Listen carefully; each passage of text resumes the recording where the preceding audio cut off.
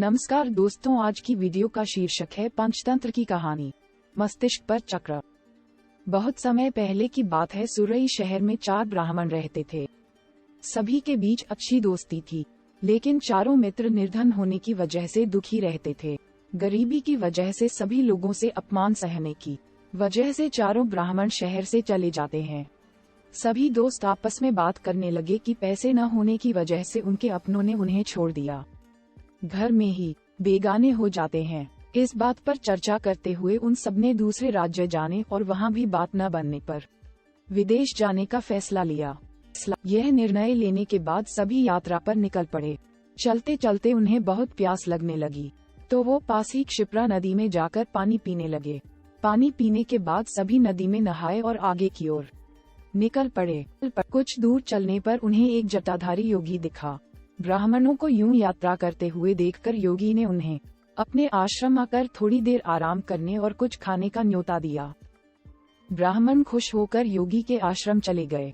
वहां उनके आराम करने के बाद योगी ने ब्राह्मणों से उनकी यात्रा का कारण पूछा। ब्राह्मणों ने अपनी पूरी कहानी सुना दी और कहा कि योगी महाराज गरीबों का कोई नहीं होता, इसलिए वो तीनों धन कमाकर बलवान बनना चाहते हैं।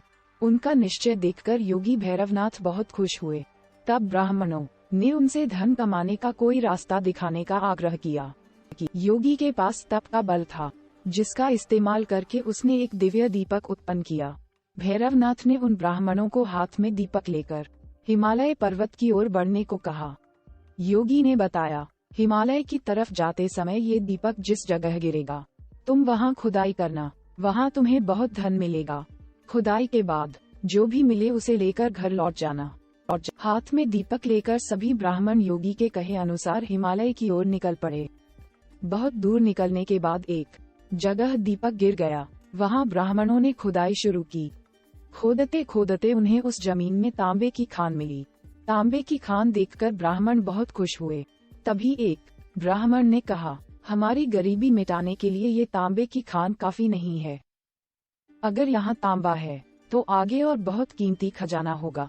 उस ब्राह्मण की बात सुनकर उसके साथ 2 ब्राह्मण आगे बढ़ गए और एक ब्राह्मण उस खान से तांबा लेकर अपने घर लौट गया। आगे चलते चलते फिर एक जगह दीपक गिर गया। वहाँ खुदाई करने पर चांदी की खान मिली। ये खान देखकर तीनों ब्राह्मण खुश हुए। फिर एक ब्राह्मण तेजी से उस खान से चांदी निकालने लगा, लेकिन तभी एक ब्राह्मण ने कहा, आगे और कोई कीमती खान हो सकती है।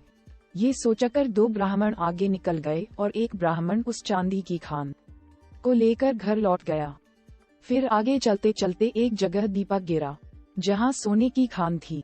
सोने की खान देखने के बाद भी एक ब्राह्मण के मन का लोभ खत्म नहीं हुआ। उसने दूसरे ब्राह्मण से आगे की ओर चलने को कहा, लेकिन उसने मना कर दिया। गुस्से में लोभी ब्राह्मण ने कहा, पहले तांबे की खान मिली, फिर चांदी की और अब सोने की। सोचो आगे और कितना कीमती खजाना होगा। उस लोभी ब्राह्मण की बात को अनसुना करते हुए उस ब्राह्मण ने सोने की खान को निकाला और कहा, तुम्हें आगे जाना है तो जाओ, लेकिन मेरे लिए ये काफी है। इतना कहकर वो सोना लेकर घर चला गया। तभी वो लोभी ब्राह्मण दीपक हाथ में लेकर आगे चलने लगा। आगे का रास्ता बहुत कांटों भरा था। कांटों भरा रास्ता खत्म होने के बाद बर्फीला रास्ता शुरू हो गया। कांटों से शरीर खून से लथपथ हो गया और बर्फ की वजह से वह ठंड से ठिठुरने लगा।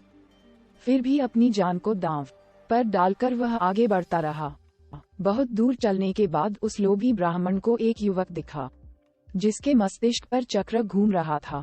युवक के सिर पर चक्र को घूमता देख उस लोभी ब्राह्मण को बड़ी हैरानी हुई। लोभी ब्राह्मण काफी दूर तक चल चुका था, इसलिए उसे प्यास भी लग रही थी। उसने चक्र वाले व्यक्ति से पूछा, तुम्हारे सिर पर यह चक्र कैसा और क्यों घूम रहा है, और यहाँ पीने के लिए पानी कहाँ मिलेगा?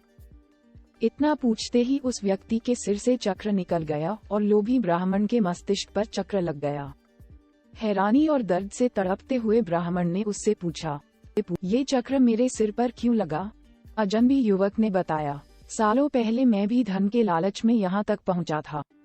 उस समय किसी और के मस्तिष्क पर यह चक्र घूम रहा था। तुम्हारी तरह ही मैंने भी उनसे सब सवाल किया, तो मेरे सिर पर यह चक्र लग गया। तब उस ब्राह्मण ने पूछा कि अब मुझे कब इससे मुक्ति मिलेगी?